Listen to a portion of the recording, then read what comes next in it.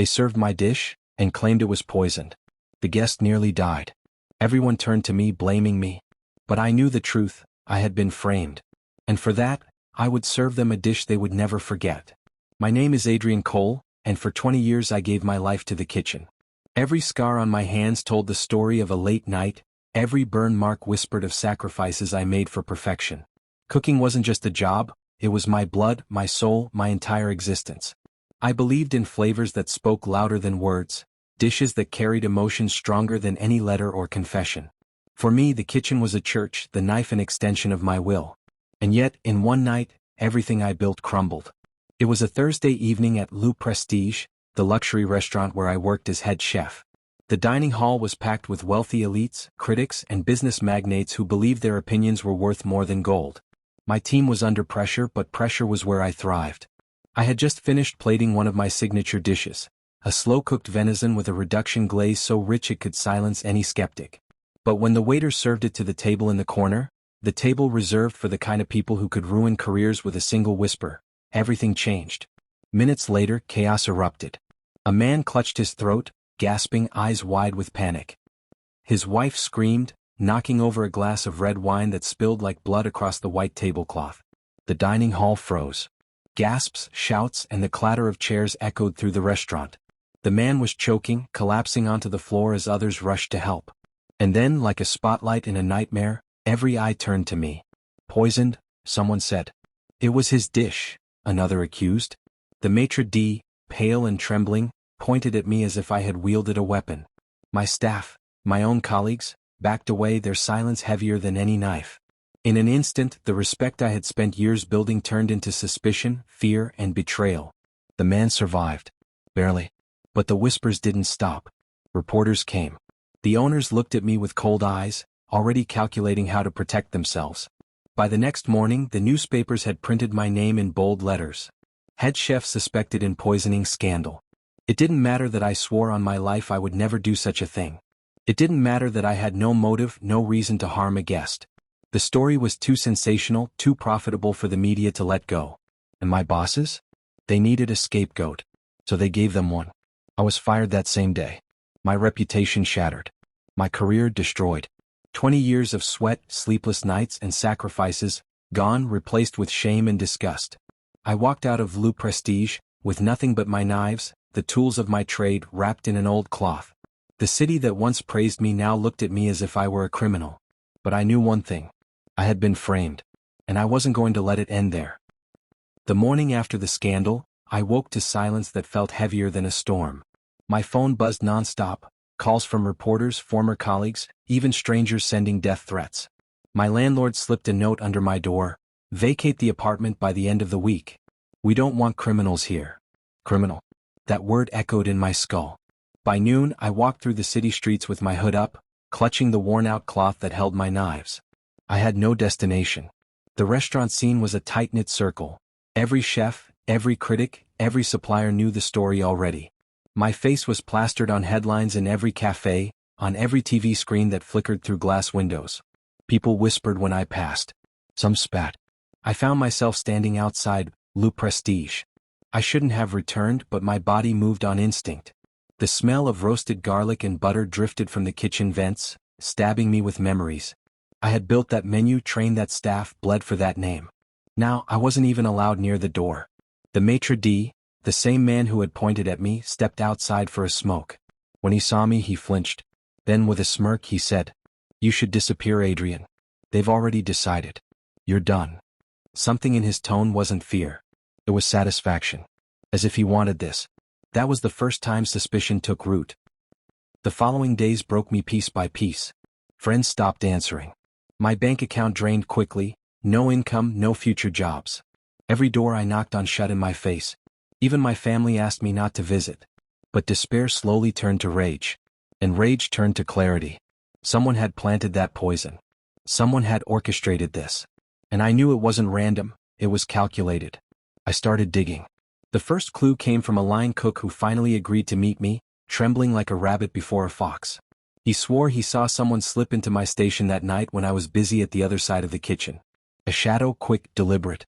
But he refused to say more. His eyes darted nervously as if someone was watching. I pressed him, but he shook his head violently.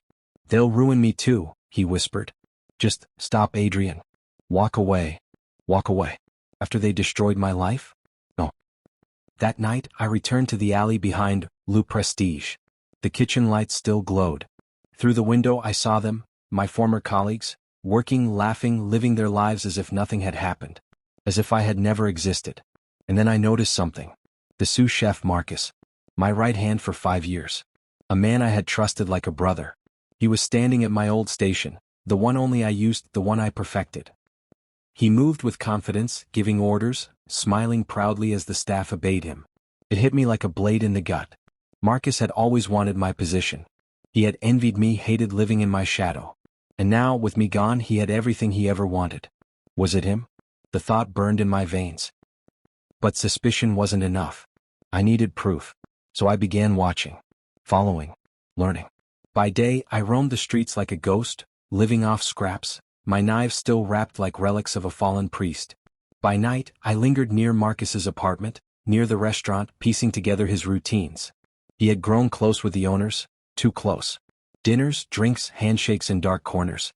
And then one evening I saw him leaving with a leather case. Not his usual. Something about the way he carried it, careful, protective, made my gut twist. I followed. He led me through twisting streets until he entered a private club, a place for the wealthy, the corrupt, the untouchable. I couldn't get inside, but I waited outside for hours until he emerged again, lighter, smug, his case no longer in his hand. Deals. Secrets. Betrayal. I felt the rage rise again, but this time it wasn't just anger. It was focus. A purpose sharpening like a knife. Marcus had stolen my life, and I was going to take it back. But not with fists. Not with screaming. No, my revenge would be patient, meticulous, like a dish prepared with the finest detail. Because if Marcus wanted to play games with poison, then I would serve him a taste of his own recipe. The first rule of revenge is patience. I waited. Days turned into weeks. I let Marcus believe he had won. I let the world laugh at me, spit at me, erase me. Meanwhile, I sharpened my knives, not the steel but the ones in my mind. I began working in the shadows of the city, in kitchens that didn't ask questions. Underground supper clubs, illegal pop-up feasts for gangsters and politicians. Places where food wasn't about luxury but about secrets. My name was toxic in public, but in the underworld, a disgraced chef was a novelty. They paid me in cash, no records, no questions. And slowly I built something more valuable than reputation. I built connections. One night, after serving a dinner for a crime boss who collected rare wines like holy scripture, I slipped him a question over the final glass. What do you do when someone poisons your life? He chuckled, wiping sauce from his lips. You poison theirs back. But not with speed. With style. That line stayed with me. I started gathering everything I needed. Information about Marcus's finances. His habits, his weaknesses. His vices, because every chef has them. What I discovered was sweeter than any dessert. Marcus had debts. Gambling. Quiet, hidden debts to dangerous men. He had kept it secret from the restaurant, from the owners, from everyone. Perfect. The second rule of revenge. Never strike alone. I approached the same debt collectors Marcus owed. At first they didn't care who I was. But then I offered them something they couldn't resist. Free access to the kitchens I still remembered better than anyone. A backdoor into Marcus's world. They agreed. Not to help me, but to let me play. Now I had tools. The night I returned to Le Prestige, it wasn't through the front door. It was through the delivery entrance at 3 a.m., when only the cleaning crew was inside. I moved like a ghost, every corridor burned into my memory. I reached the walk-in refrigerator, the place where every ingredient began its journey to the plate. I placed something inside, not poison, not yet. Just a reminder. A carving, etched into the wooden crate of truffles. You stole my station. Soon I'll take yours. By the next evening Marcus would see it. And he would know. But I didn't stop there. The following weeks, little things began to happen. Ingredients spoiled faster than they should. Deliveries were late or missing. Plates sent back by customers who tasted something wrong. Nothing fatal, nothing even dangerous, just enough to rattle him. Enough to shake his confidence. And Marcus, proud, arrogant Marcus, began to crack. I watched him from afar, night after night, his temper flaring, his staff shrinking under his rage. His perfect facade crumbling. But I wasn't here to humiliate him. I was here to destroy him. The third rule of revenge: the final dish must be unforgettable. So I designed a plan. A masterpiece. A dinner that would look like salvation to Marcus but taste like hell. The owners of Le Prestige announced a gala, a night for critics, investors, and celebrities. The biggest event since I had been thrown to the wolves. Marcus was in charge, and this was his chance to cement his place as the new king. But it was also my chance. Through the debt collectors, I secured a role for myself, as a nameless kitchen hand from an outside catering company. Hidden, invisible, but close enough to touch every dish that left the kitchen. The stage was set. As the night began, I watched Marcus strut across the dining room, shaking hands, bowing to applause. He wore my stolen smile, my stolen jacket. But behind the kitchen doors, I was orchestrating something he didn't even notice. Every sauce, every garnish, every glass of wine, touched, altered, but not poisoned. Instead, each one carried a hidden message, a reminder of me. A flavor only Marcus would recognize because only I knew the recipes. The diners loved it. They cheered. They praised him. But Marcus? He was sweating. His smile faltered. Because with every bite he realized, this wasn't his food. It was mine. And then when the final dish was served, I stepped out. No mask. No disguise. Just me standing in the center of the dining room, knives at my belt, eyes locked on Marcus. The room fell silent. Cameras flashed. Murmurs spread. I raised a glass and said, "Bon appetit." Or should I say, "Enjoy what doesn't belong to you." Marcus's face turned white. The walls he had built around himself collapsed in an instant. And that was only the beginning. The silence after my toast was suffocating. Dozens of faces turned toward me, investors, critics, celebrities, each of them holding a plate that Marcus believed was his masterpiece. But they weren't his. They were mine. Marcus froze, fork trembling in his hand. Sweat rolled down his temple. He tried to laugh it off. This man is nothing. A fraud. He's not even supposed to be here. But the cracks in his voice betrayed him. I stepped closer, never breaking eye contact. Tell them, Marcus. Tell them how you built your career on my recipes, my sweat, my blood. Tell them how you destroyed me to wear my jacket. The room stirred. Whispers spread like wildfire. Cameras rose from pockets, red lights blinking. Marcus tried to recover, barking orders at the staff.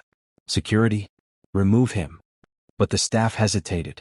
Many of them remembered me. They remembered who really led them through hellish nights in the kitchen, who trained them, who lifted them when Marcus belittled them. And now they hesitated. That hesitation was enough. I stepped onto the center stage, the serving table glittering with silver trays, and I lifted the lid of the main course. A perfectly glazed duck shimmering under the chandelier. But the garnish wasn't ordinary. Carved into the fruit surrounding the dish were words, sharp and clean. Thief. Liar. Coward. Each plate whispered the truth Marcus had buried. Gasps filled the hall. Journalists scribbled. Critics leaned forward, hungry, not for the food but for the scandal. Marcus's hands shook as he pointed at me. This is madness. He's a criminal, he poisoned me, he sabotaged everything. Poison? I repeated, my voice cutting through the noise. No, Marcus. I never needed poison. You did that yourself. With lies, with greed, with betrayal. Tonight, I only served the truth. And then, the final blow. From my pocket, I pulled a small USB drive. I slid it across the table to the biggest critic in the city. Every recipe, every file, every note I ever created, it's all here. Proof that Marcus never cooked a single original dish. Proof that he built his empire on theft. The critic's eyes widened. The crowd erupted. Phones clicked, cameras flashed. Marcus lunged forward, trying to snatch the drive, but slipped on the spilled wine. He crashed against the table, shattering glasses, blood mixing with red Bordeaux. The great chef, the king of Le Prestige, lay in ruins before his own audience. But I wasn't finished. I knelt beside him, my voice low enough for only him to hear. You stole my name, my life, my soul.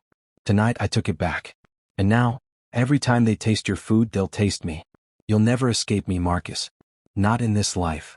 His eyes burned with hate, but behind it I saw the truth. Fear. The owners stormed in, shouting, demanding answers. The investors turned away in disgust. The critics?